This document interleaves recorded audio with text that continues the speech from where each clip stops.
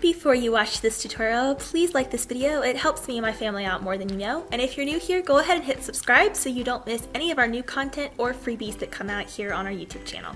Well, hey there everybody. So we're going to be making these really beautiful faux leather or glitter canvas Christmas trees today in this tutorial. And what I love about this is that you can use faux leather, you could use real leather, or you could use the very popular glitter canvas to create these. There's lots of different options. And this is something that is friendly for both Cricut users or cutting machine users, as well as people who don't own a machine and just have a pair of scissors to cut by hand.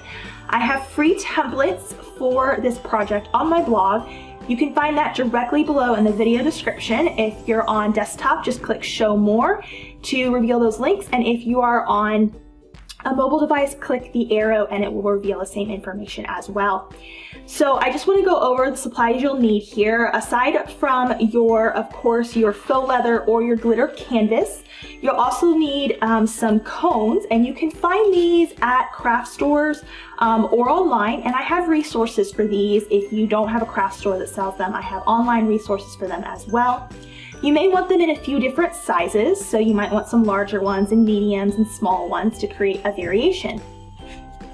If you want to know where I get my faux leather or my glitter canvas, I also have loads of resources for those on the blog, the blog post that goes with this video. So be sure to check that out if you're wondering where to get these really pretty textures and these chunky sheets, as well as these fine glitter sheets as well. If you are planning to cut by hand, you will just need a pair of scissors and the templates and a pencil to trace your design onto your glitter canvas, and then you'll cut out with a pair of scissors. If you're planning on using a cutting machine, you'll want to have the strong grip mat, and you'll also want to have, if possible, some strong grip transfer tape, because I'm going to show you how to use that on your mat to save your mat from getting glitter all over it, and it'll make your mat last a lot longer. So if you're cutting by hand, you would just trace the template onto the back of your glitter canvas or your faux leather, and then you would cut with a good pair of craft scissors around the shape. This will take a little bit more time and patience, of course, because you are cutting by hand, but it's well worth the effort. Now, if you have a cutting machine, then make sure you visit that blog post below, because I have tips for how to set up your cut settings and your machine settings to get this glitter canvas to cut out properly.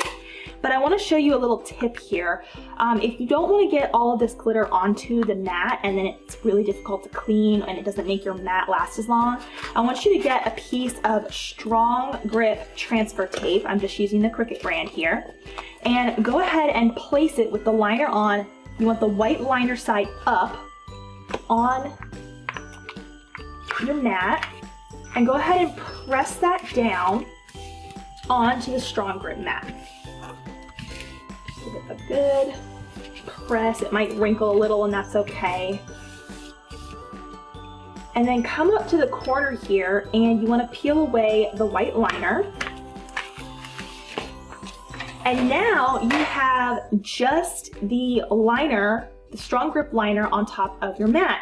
And what this does is it protects your mat, and it still cuts out just fine, and that way you can just peel the liner away when you're done cutting and replace it with a fresh liner after a couple of cuts, and you're not worried about ruining your mat or having to spend a lot of time scraping the glitter off.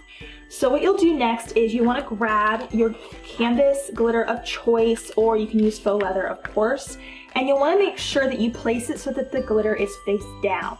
Now, the reason we do it glitter face down is because this glitter, especially if you're using chunky glitter, is very stubborn to cut through because it's quite thick. And they actually use like an adhesive to get it to stick to the canvas, so you're cutting through the glitter and the adhesive. But this is what you really need to cut through. It's the canvas side.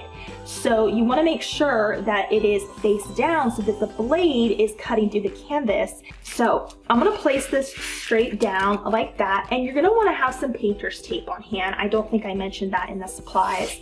I apologize, but you will need some painter's tape on hand. I've done it without the painter's tape, but I find that it's very helpful just to have it on a few sides here, just to keep everything nice and still so that you don't ruin your cut. So I have my templates already set up in Design Space, and once again, you can find more information on that in the blog post below if you need help. And I'm gonna load this into my machine. I am using my fine point blade for this. Alright, so that's all done. You can see that liner protected our mat with all that glitter that's on there, so now it's not gonna get stuck. And so it'll probably look something like this, and what you're basically gonna have to do is you're gonna have to like sort of pull them out. And that's just because that glitter is sort of still sticking on that other side, which is the reason why we didn't want to cut from this side, because it would have never made it through to the canvas.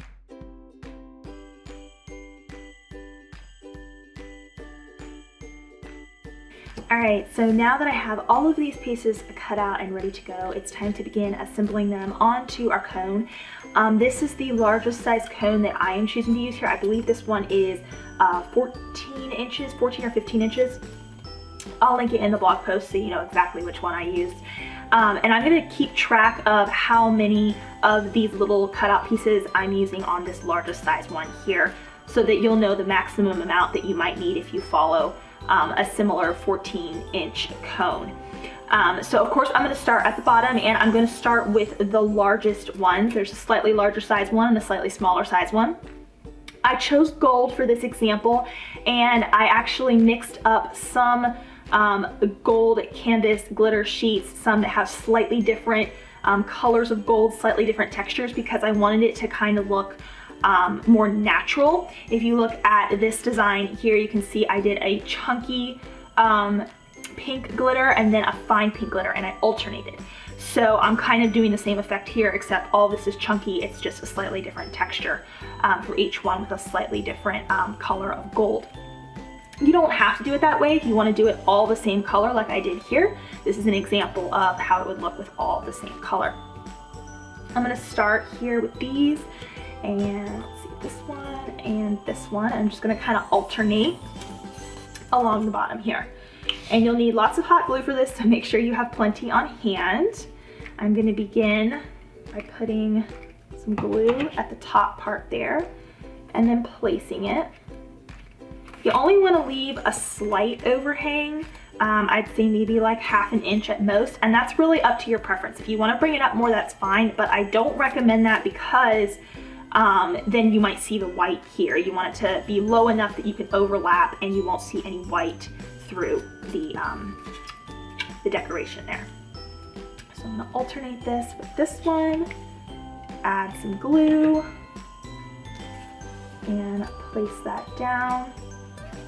And we're going to just continue around.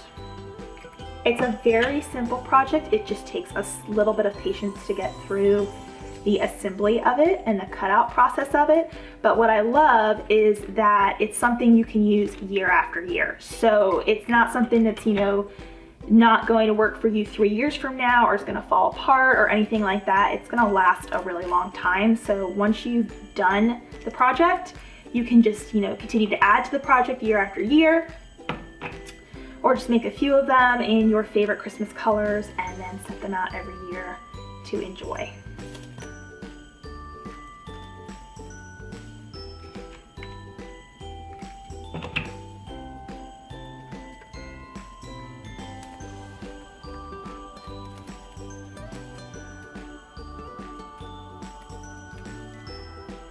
And I have some painter's tape that was left on the back of mine, and I'm just ignoring it, but of course you would peel that off if you wanted to. That's totally up to you.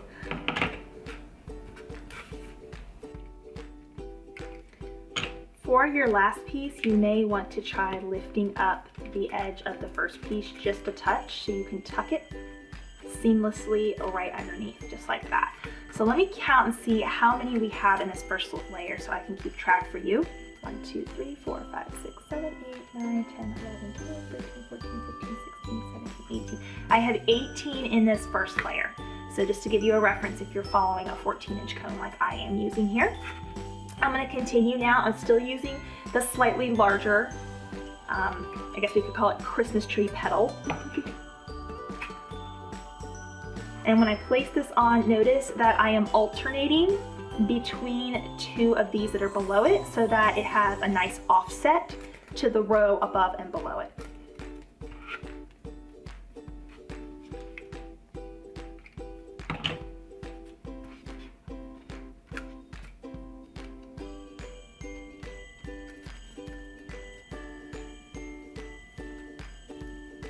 Now notice I'm gluing each one on individually. If you wanted to try and add sort of a line of glue and then stick a bunch all at once, you could absolutely try that. I just like to be very precise, and I like to make sure my glue is not drying and setting on me and everything was making, you know, is getting stuck on really well, making good contact. That's just up to your preference, but you're welcome to try it that way if you feel it'll go a little faster for you. And this is the largest cone I've done, so this is definitely going to take the longest. The other ones did not take nearly as long as this one's going to take.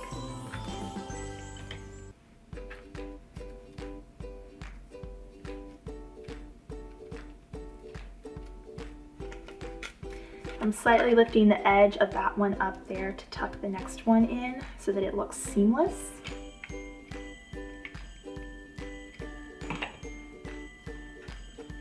Tuck it in just like that. Okay, and now we can move on to our third row. So let's see how many we have in this one. 1, 2, 3, 4, 5, 6, 7, 8, 9, 10, 12, 13, 14, 15, 16. 16. So it looks like it's following a pattern of 2 less than the row below it. So if that gives you some sort of reference to help you know for your size cone how many you might need to cut out, that can be maybe a helpful tip for you there. All right, so I'm going to continue now, and I'm going to move forward a little bit in the video so that you can sort of see the process speed up a little bit. All right, so I have 4 rows of the larger Christmas tree petals here, and I'm moving on to the smaller ones now that we're slightly above midway up the cone, because now that this is getting more narrow, we want the slightly smaller ones just to look more proportional to this. So far it's been following the same trend. There's 18 in the very bottom here, 18 of these little Christmas tree petals.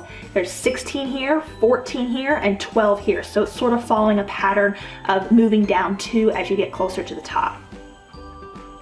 I'm going to grab some of these, and I'm just going to continue the process of alternating and moving up the cone. This is a simple enough craft that if you're just wanting to spend an afternoon watching some Hallmark movies, you could just play around with this. You could have your kids help you with it, even if you wanted to use a different glue that's maybe not hot glue, so it's not dangerous for their little fingers. Or if you have an older child that can handle a hot glue gun, then this would be really fun to do with kids. You could all decorate and create your own, and it'd be something kind of special you could put in the center of your table or on a mantle.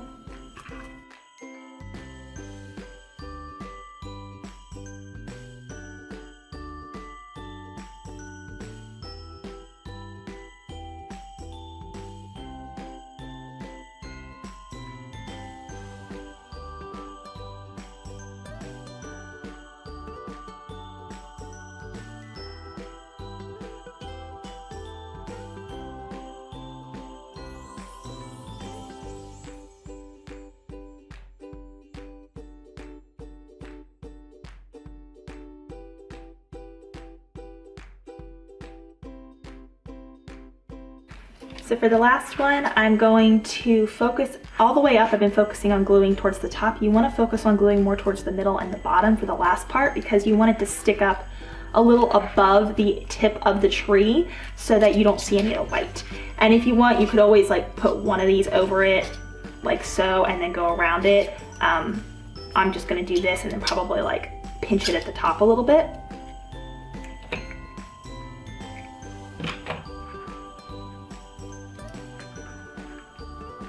Just like that. And you'll probably only need 3 to 4 up at the very tippy top area, depending on how your cone might be shaped. But here is how our tree turned out. I think it looks really beautiful and something like you would buy in a store, but we made for a fraction of the cost for sure. And you can display this on your mantle, your dining room table in so many different ways. I hope you guys enjoyed this tutorial. I really want to see what your trees turn out like. And as far as the final count of this one goes, this is about a 14-inch cone. And let me add up what this Christmas tree petal count was for you guys. Okay, so I added these up and I ended up with 105 of these on the tallest cone. So that can give you some idea of what you might need if you're using a 14-inch cone, or if you're using a smaller cone, of course, it will be less. It will vary, and that's just an approximation because everybody's placement is going to be a little different. If you buy a thinner cone or a wider cone, that's going to vary as well. That can give you a bit of an idea. I hope you guys enjoyed this tutorial. I'll see you guys in the next video. In my upcoming videos, I'm going to be teaching you how to make some decorative gift boxes using this canvas glitter as well, and also some bows. So make sure you check those out. They're just as beautiful as these trees are.